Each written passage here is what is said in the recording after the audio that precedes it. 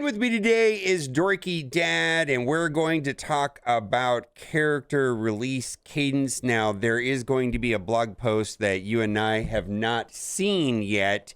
However, we were just on a call, and in that call, they kind of laid down some of the ideas and the thoughts, and it was bad. It didn't feel good. Would you agree? Yeah, it was like a gut punch within the first 5 minutes. I nearly shut down. I was just like, all right, cool. This is worst case scenario, it seems, but we'll see.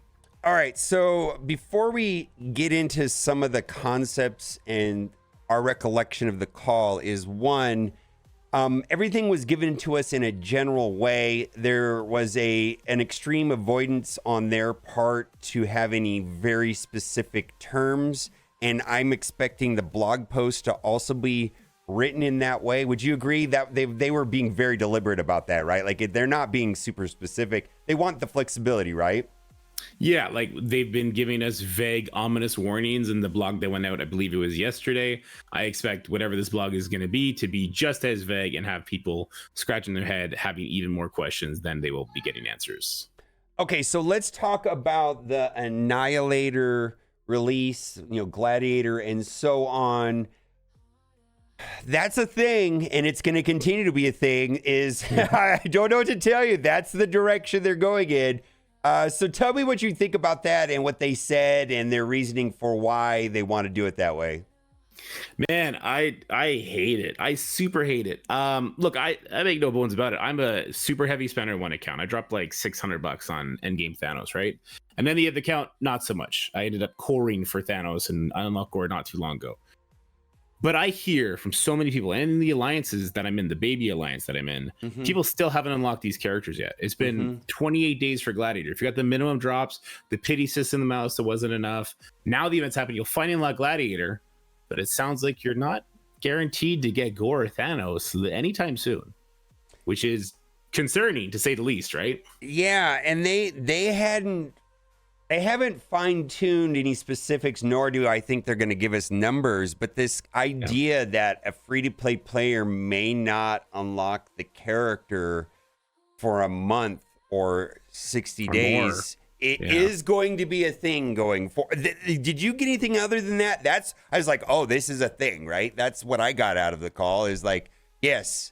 Yeah, so that was the thing. Everyone kind of like took a moment to take a deep breath. Like, do you understand how that's going to be perceived, how that's going to be taken by players, how many players that could potentially just drive off? Because I mean, Jesus, that it would drive me off. Okay. It felt bad, man. And I do want to say they tried to make a case that the total number of shards and the total number of players, on the old system in the past, and that this is not going to be any worse or is going to be better. But I feel like that is largely dependent on randomness and I'm just going to throw the Sentinel ones on the screen right here. Cause you know what I'm talking, you know where I'm going with this anyways, right? That there's this 0.4 chance, and I haven't done the math on that, but what is that? 1 in 300, probably 1 in 300 chance of getting 100 drop, right? And the rest of the time, this Sentinel orb is just going to give 1, right? I mean,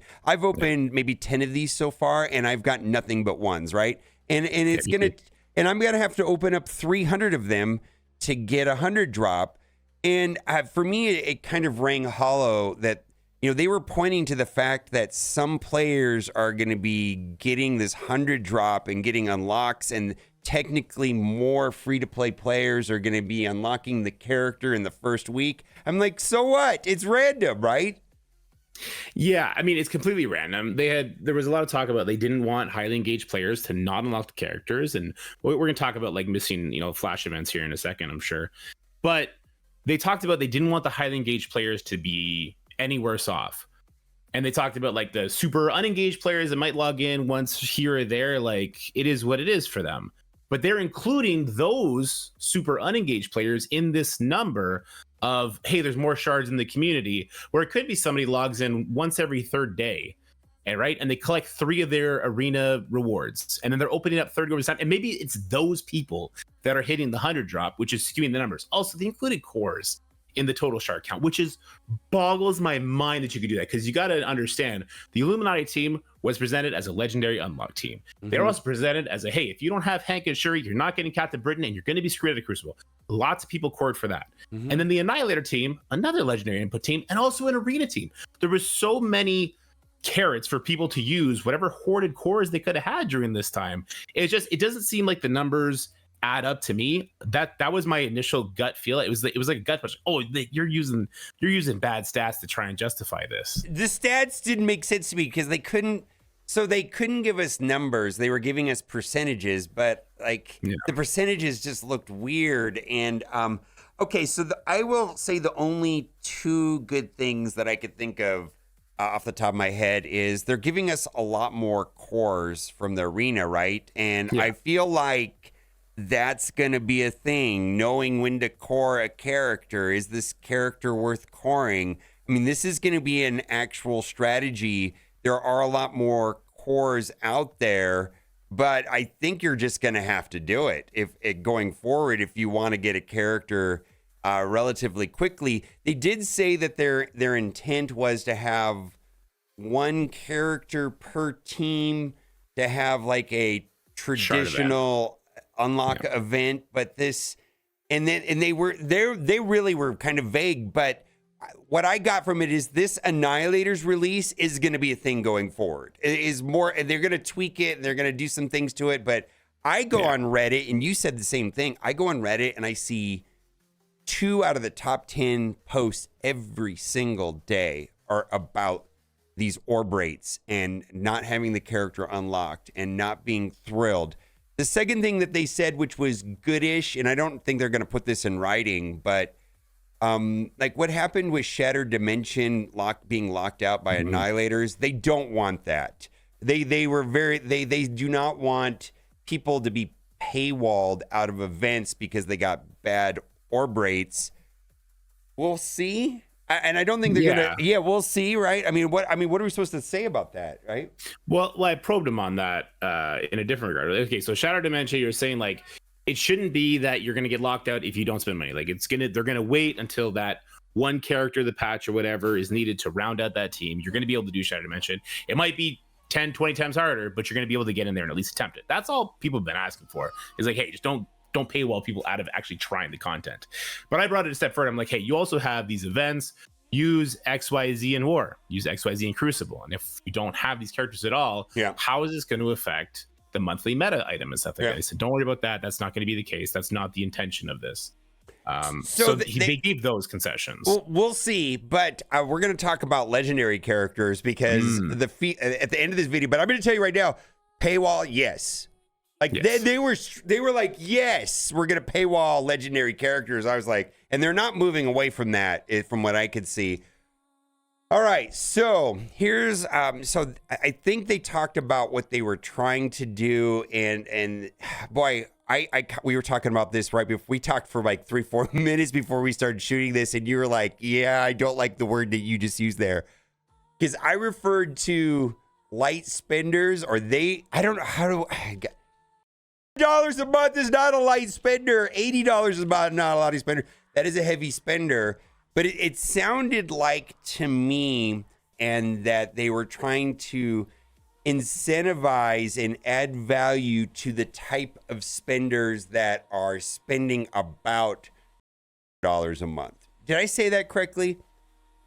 Yeah, I mean, you struggled with some event talk there. I lost you there on that one. But yeah, they said $. Yeah. When he said $, my eyes almost flew out of my goddamn head. I was like, man, $80 a month already on the passes, which is like, hey, we're not a subscription-based game. It's like, okay, but it's $80 a month, man. Like, people spending $80 a month on a mobile game is huge. It's crazy. It's people's hobbies. I get it.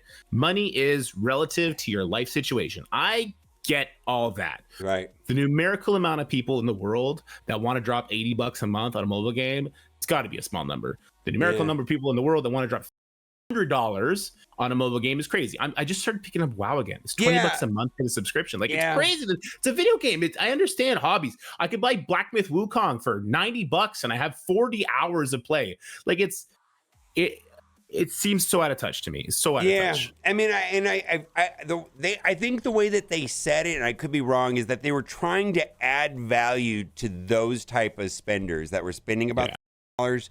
But the way that I interpret it is that they're trying to push people away from free to play and away from battle passes and trying to move them into that.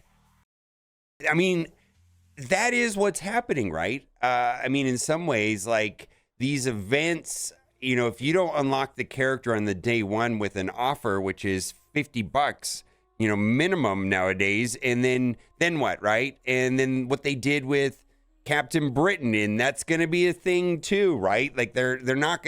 Ken Britain is not going to be the last character like Captain Britain. And it did well. Yeah, apparently it did well, and they didn't say it was going to happen all the time, though. I mean, we'll see. Yeah, this was a weird call. I can't wait to see the actual blog post. Last thing we asked about and they talked about was legendaries and the Scourge events being locked behind gating and stargatings. If you want to play in the highest levels and unlock the highest part of Old Man Logan, you're gonna have to spend money on the characters, right? And they kind of more or less said in the past they've done a bad job of monetizing legendary characters, and they're gonna fix that problem, right? I mean, that's what they said, right? You know, that's what I mean. You know, I don't know. I don't even know how there's any positive spin to any of this, actually. Well, they did say they're not budging on an engaged player who farms the character when they become farmable should still have them by the 7th month mark or whatever. Like it's farmable by 6. By 7, you have the maxed out star level. So they're not budging on that. It's just the time from like the character offer release to when a free to play or a pass spender apparently can typically get their hands on it, which to me is crazy, man. It's crazy. The magic of Marvel Strike Force to me recently, and with them doing all the new stuff to the new player experience and everything like that, the magic of Marvel Strike Force to me is you could tell somebody, yeah, pick the game up because they're giving away so much stuff. And when new characters come out, go for the new characters and build those new characters, because 6-8 months from now, if all you built up is the new teams, you're going to have 5 of the new teams completely maxed out, and all of a sudden you're going to be having fun in Crucible. Another 6 months after that, you're going to be having an awesome time in Crucible offense and defense, and in War all of a sudden. So the word of mouth power behind Marvel Strike Force, the way it was like before Annihilator, before Illuminati, I felt like it was so powerful. And then it was like a stress test. Illuminati was a stress test. Annihilators are furthering that stress test. And now they're just like, they're coming out and saying it. And this is going to be the ultimate stress test, in my opinion. I don't know how this is going to go. I know that we talked about this. I had an icky feeling. Like I had a gross feeling in my stomach during the call. Within the first 5 minutes, man, I was just like, I don't even want to be here. Like it is what it is now. Okay, it is what it is. I don't know. Yeah, it's the general feeling is we're trying something new. Everything that I had suspected that was happening to the game with Old Man Logan, Captain Britain, and now with Annihilators is very deliberate, and it's a direction that it feels like they're set on going down that path. Like it's they didn't say that they weren't going to change it or they weren't going to do it, or they may make it different, or they may listen to the community, but they're kind of set on going this direction. And the other thing too, and I know you'll agree with me, the game is not dying. My numbers are up way huge, and so are yours. But I think that is because of the positive changes that they made in the last year. I mean, there's a lag on that, right? There's a lag. And so these negative changes that have been made in the last 90 days may not, we may not know the effects of them until another 6 months from now. And like, I feel like the numbers that I've been seeing on YouTube and Twitch, and that you've shared with me the same thing. We're both seeing the numbers. The game is actually growing or thriving right now. It really is. It's not dying. Will it 6 months from now? You see, that's what we're worried about, right? That's what we're talking about, right? Like the stuff they did a year ago is paying off now, right? The good changes, the 6 month unlock. I mean, what do you think about all that? What the game works like an economy does, right? Like you don't see the changes in the economy when you're paying the price to get the benefits until way further down. And it's like you said, like we are experiencing the benefits of them loosening up on the early game and the mid game and getting people to the current content faster. But now what they're going to do is it's going to kind of undo a little bit of what they did, if not a lot of what they did. So like say I'm in an alliance, we're doing the Orcus raids. Yeah. Can I only expect to unlock one Orcus character? Because like if I don't have Nimrod because I didn't get lucky on the orbs, for 60 days? Or So it just be completely random. Like half the people are going to get it in the first week, and then half the people are not going to have them like 45, 60 days or a month, even a month out, right? I mean, that's what's happening right now with Gladiator. That's exactly right. And that was Arena. So Arena is a huge tick, right? Because it affects your cores, which it affects your ability to even keep up with this system. Yeah. But and then the raid team, like if I don't have the raid team for 60 days because I'm missing the key crucial character, it's gonna be wow. I'm not excited for it. Like you said, we're gonna have to do a bunch of calculations on like how much character shards should you core, because you can't keep up with coring every single character. No. So 100 shard unlocks. It's so gonna be a thing. It's gonna be a thing. Coring characters is gonna be important for free to play players, like especially if you don't get that 100. I mean, this is I think. It's this, right? The Sentinel, right? This is it. Is somebody's gonna get that 100 drop and somebody isn't, right? And it's just that simple, right? And if you don't and you want the character, you better be ready to core the character or spend money, right? That's it. Like, look, I got 100 drop on Gladiator. I was so excited. I was like, oh, sick! This is great on the free to play account, no less. Yeah, but then I saw other people not getting it. When's it going to be your particular turn where you don't hit that jackpot, right? I hit a big drop on Shuri. Because they kind of started this back then, although they still had the events. Now they're moving away from the events. Yeah. All right. Well, it is what it is. I mean, I know that we're being a little bit of an alarmist here without all of the information, and the problem with it is that they don't even know all the information. You know, it's not like they have an idea of what they want to do, and that idea didn't sound great. So I think we'll just leave it there. Anything you want to say before we go? Yeah, look, they left it vague for a reason. I hope that they learn whatever our stomachs are telling us, and they 180 this, because it doesn't feel good. I don't think they will. Maybe they'll at least, do a 90-degree turn on it, meet us halfway or something. But I'm hopeful that it's not going to be set in stone. But also, it's important for the people watching the video. We were not thrilled, and we let them know we were not thrilled. Like we were not. Yeah, they know. Like we had our reservations, and whatever this post is going to say, I think they're already expecting the community to not really like it. I really think they're already like bracing themselves for this. I don't know. It just seems wild to me. Yep. 100%. Yeah. All right, go check out Dorky Dad's video. Bye for now.